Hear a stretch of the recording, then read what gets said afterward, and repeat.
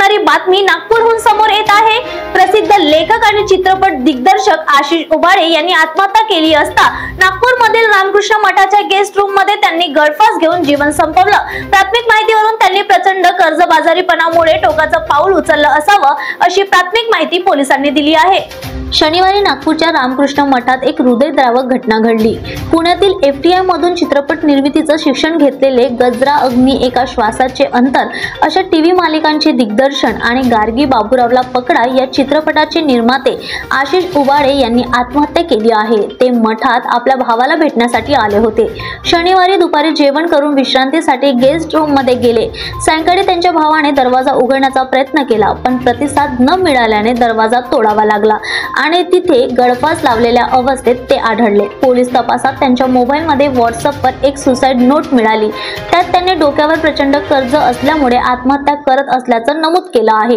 आशिष उबाळे यांनी गार्गी या चित्रपटाचं दिग्दर्शन केलं होतं, जो कार्लसबर्ग इंटरनॅशनल फिल्म फेस्टिवल मध्येही दाखविण्यात आला होता। चित्रपट आणि टीव्ही सृष्टीतील एक होतकरू संवेदनशील कलावंत आर्थिक विवंचनेमुळे या टोकाच्या निर्णयाला प्रवृत्त झाला। या बातमीने संपूर्ण कलाविश्व हादरून गेला है। पुलिस टाइम न्यूज साठी स्वप्निल धारगावेची रिपोर्ट। आशीष अरुण उबाळे मृतक का नाम है। ये उम्र उनकी 55 साल है। वो सिंहगढ़ पुणे में रहते हैं और मूवीज में लेखक और डायरेक्टर का काम करते थे वो। और उनके जो भाई है सारंग अरुण उबाळे, वो नागपुर में रामकृष्ण मठ है, वहाँ पे सेवेकरी करके काम मतलब रहते हैं, सेवेकरी करके काम करते हैं वहाँ पे।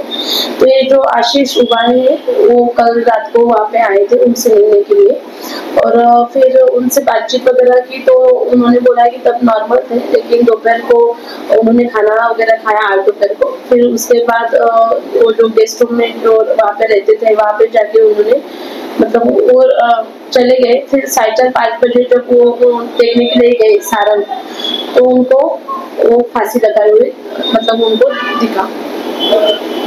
किस रीजन से किया गया था? आशीष उबाळे ने उनके व्हाट्सएप अपने आप को मैसेज करके रखा हुआ है कि जो उनके ऊपर पैसों का बहुत मतलब कर्जा था और उस वजह से उनकी मानसिक स्थिति बिगड़ी हुई थी, इसलिए वो आत्महत्या कर रहे ऐसा उन्होंने लिखा है।